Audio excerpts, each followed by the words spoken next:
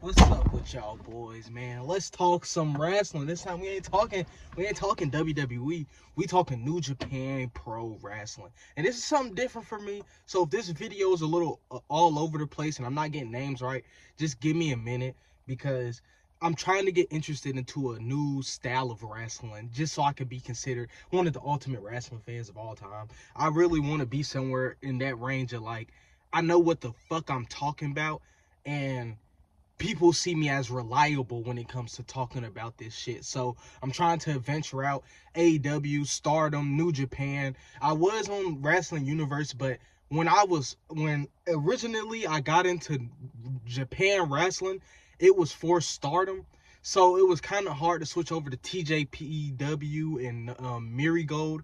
You know what I mean? Because like I was locked into the Stardom. It took me at least 3 weeks to get locked in with Stardom. So it was kind of hard to just drop Stardom just to watch Mary go to TJPW when I really just want to watch Stardom. So let's get into this shit. Let's talk about it. Y'all came to watch me talk about it, so If you can't tell, I'm rapping, stacking, making it happen. Got so much money you would think I'm capping. But the blue cheese long like a stallion. What? I don't even know head good like a ballion. You can't hear what I'm saying cause I'm styling. If you look so deep you would see all the mountains. Damn, killing this shit, nigga. So let's get right into it. This is going to be a different style video because I got the goddamn match card because I do not know how to say these motherfucking names. So we're going to start with a kickoff show, which was Athena, Momo Watabani, Willow, and I do not know how to say this last name. But they were in a match to see who's the number one contender, I think, for their women's championship. And someone from, I think, the Momo girl won. But this match was good. I like this match only because Athena's a fucking MVP. She's that fucking good. Like anytime Athena is on screen, she stands the fuck out. And it's great that Athena has came this far when it comes to her career, because there was at one point in time she was supposed to be a megastar in WWE and it fell flat and it kept falling flat down. And now that she's somewhere doing things that she wants to do as a champion, man, oh man. But Athena did take the L to Momo, and I'm pretty sure Momo, this was the first person to pin Athena in 2 years. So that's the crazy thing for me, you know what I mean? And I already told you I love me some Stardom, so that match was something great for me. I love watching it, and it's not like they just did the match, because I think Athena and the Stardom girl are getting into it because Athena is on a Japan tour. So she's in Japan right now just to be, because I think they just had a show in Stardom and she was in a triple threat tag team match. So yeah, I'm or not triple threat tag team, 6-man tag team match. So I'm fucking with what Athena doing right now. I'm glad she's in Japan getting her skills better, because she's someone who needs to be in Japan too. Next was the Luchadors Gauntlet match. That shit, I was expecting it to be good, but the only shit, like, how can I put it? When I'm telling you I was expecting it to be good, and I'm glad it was a great match, because, yo, who don't like to see flippy shit? You know what I mean? When you know you're gonna walk into a match seeing flippy shit, you know you about to have a great time. And that's what that match was for me. I think it consists of New Japan wrestlers and CMLL wrestlers. And I say there's like 3 wrestlers that really made me go, oh fucking yeah. And I'll put the picture up somewhere. And if I don't, that mean I forgot. So I like this match, and it really shows there's different styles of luchador. You know what I mean? As someone who only sees, as WWE likes to broadcast it, as the high flying style of luchador. Because that's all you really know when you watch WWE. Every luchador they bring in, mask, high flying. But when it came to this one, they really said, hey, all luchadors come in different shapes and sizes and skills. And I was like, yo, that was a bar, bro. That was a bar. I like that match, and I felt like it put me on. It really did. It put me on. I see, because my girl dad be watching CMLL, and I was like, I remember one time I was over there and we was watching it somewhere together. And now I'm like, yo, now I might understand a little bit. You know what I mean? It might be a little iffy, and might want to go over there and watch it with his ass. And next was the 5-minute X division between Hiroshi Tanahashi and oh shit, Shibita. I'm gonna call him Shibita. That shit right there was one of the things where you could feel there's supposed to be a part two. You know what I mean? Because when I watched this shit, I was like, what's a 5 minute extra video? You know what I mean? And it was supposed to be more like wrestling, like actually legitimate wrestling, but they said, fuck that. We fighting for 5 minutes. And that's what I liked about this little X Division. It was something quick. You could tell there was emotion. You could tell there was story. And it's something that makes me want a part two. So I give it to New Japan for making me be like, yeah, I'm invested to see what can happen in the future. Because I know with, what is his name? What's his name? Shibata. He's been in New Japan. He got a head injury. Then he was forced to retire. And like it's so much crazy shit. So it's one of them things where I want to see a part two with that, because that shit, it was like, yeah, they was just getting started, and I'm ready to see whatever. I don't know if they done trilogies before, but I want to see a part two from Wrestle Dynasty, because you can tell there's something there. Next was Mercedes Moné versus Mina. I don't know how to say her last name. 4 titles was on the line, and this is when I knew Mercedes Moné was winning, because it was one of them things where it's like, I know she winning, but let me watch for the skill of this match. And the way she's presented on AEW TV, Mercedes Moné is one of the biggest heels in their company as a female. Female side, she's one of the biggest heels. But when you seen her in ring against Mina, she looked like a face. You know what I mean? And I see someone say on a YouTube video about Mina, she's more of like a leg attacker anyways. So this match going into Mercedes was a mismatch of hell, because she already knew her leg was going to be attacked. And Mina did so great at attacking that leg, it made me think Mercedes Moné was the good guy in this match. You know what I mean? Like, I'm not one of them people who hate Mercedes Moné because she walked out, because I'm one of the people who see it as a job situation, like a real life 9 to 5. I've had niggas walk out on me, a whole group of niggas in a warehouse walk out on me, and I was the only one on my team. So it's like, I know how it feels. I get it. I understand it. The same reason she had with WWE, wanted to be treated better, wanted to be paid, wanted to be looked like as one of the top people. That's the same reason my coworkers walked out on the company. So it's like, it's one of them things where I don't see it as harsh anymore. It happens. It happens every day at the regular job. So I'm not pissed off at it. So I'm not one of them people who gonna sit here and hate on Mercedes Moné. I just needed to watch a Mercedes Moné match. I ain't gonna lie to you, because it's night and day compared to who she used to be. And it sucks that people want her to be who she used to be when now it's night and day. Like, I know this is only my second Mercedes Moné match since she's been Mercedes Moné, but it's night and day now. I feel like a lot of people need to leave that Sasha Banks shit behind them, because it's not gonna change. Like, I feel like when it comes to working in general, you want to be the best. You want to be the boss. You want to be the CEO. So, in general, I really don't see a problem with what she's doing now. You know what I mean? Like, she's built her name up to something that we all wish we could build our name up in the workforce. It's in general. One day you want them niggas to come in there and be like, yo, you that fucking nigga of this shit, and you gonna run this bitch, and we paying you more. We all want to be like that, so I don't really blame her for doing shit. But in general, that match was tight, bro. That match was tight. I really liked it. And even with Mina and Moné, even after the match, Mina didn't look like this was over.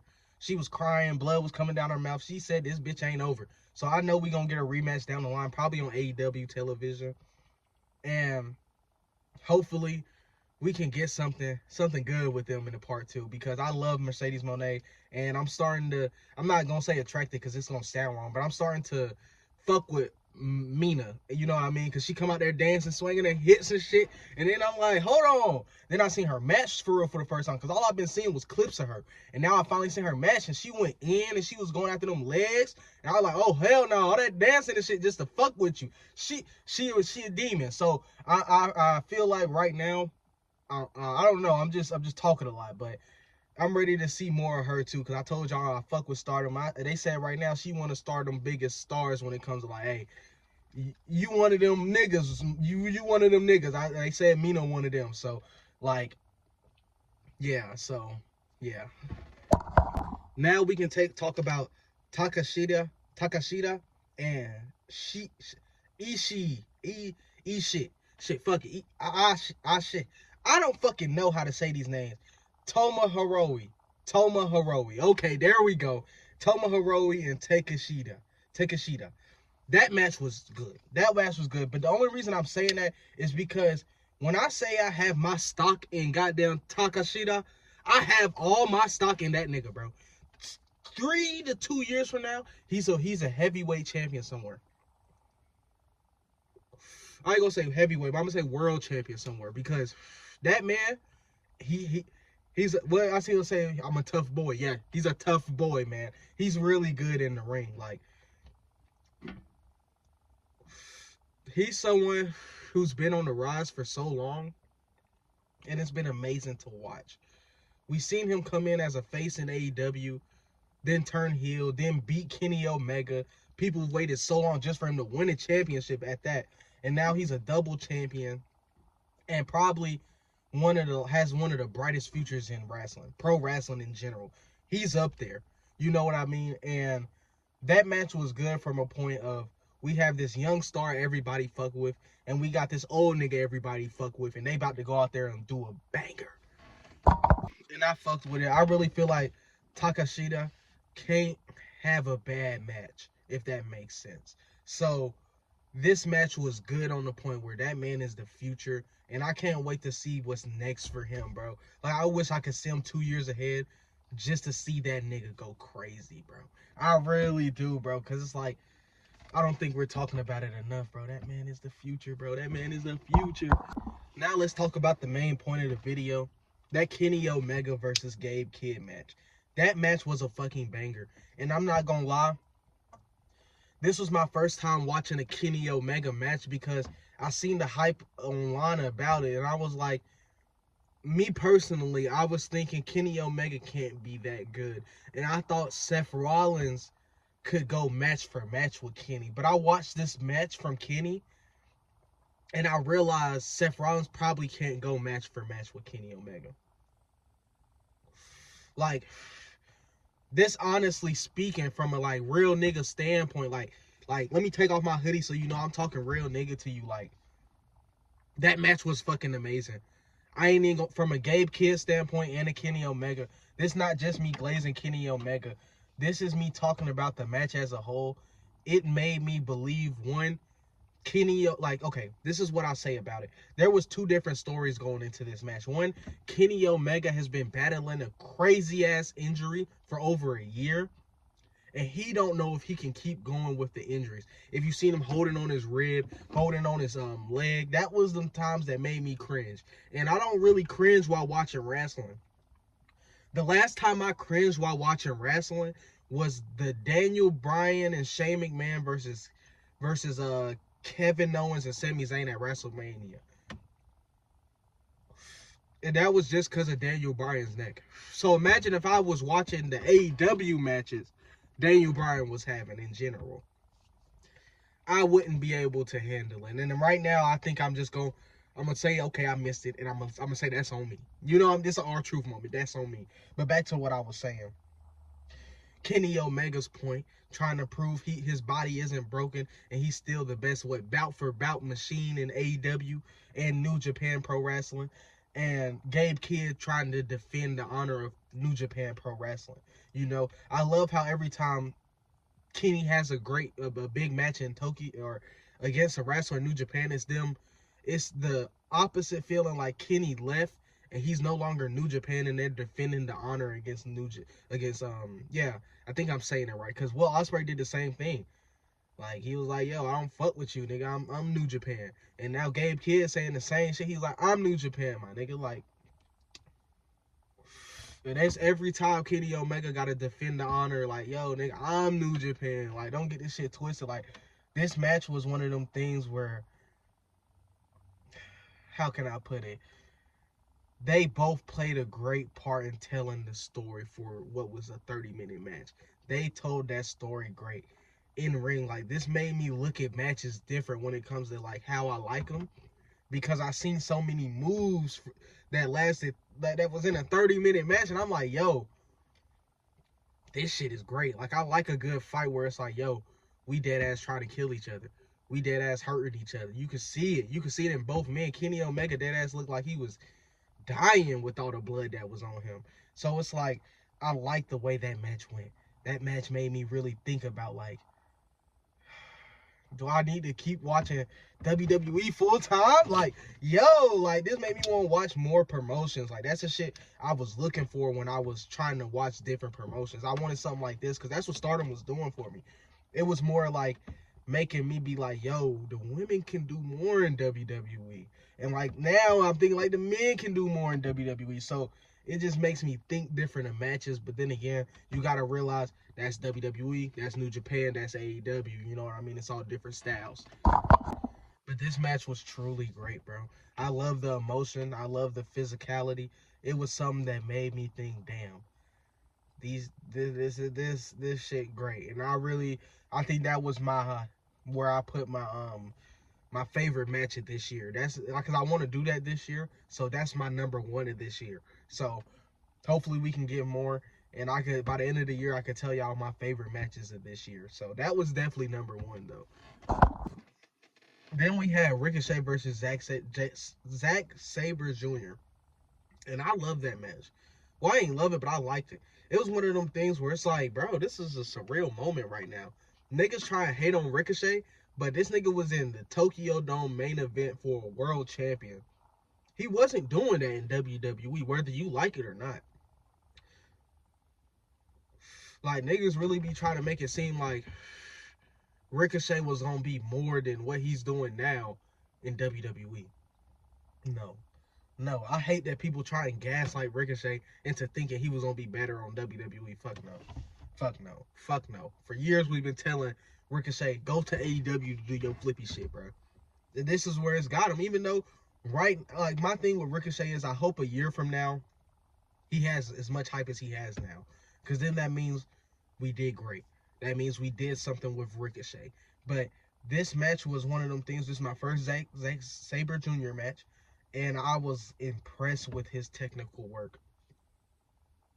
Because I've been looking for more technical wrestlers too. And it's like, the way it was like he was trying to stunt Ricochet from doing his crazy shit. And at the end of the match, when he like was just going with submissions and you ain't really know it was over for real. And I'm like, yo, he like one of them characters in the video games you hate playing because you know it's gonna give you a hard time. Like, he one of them niggas, bro.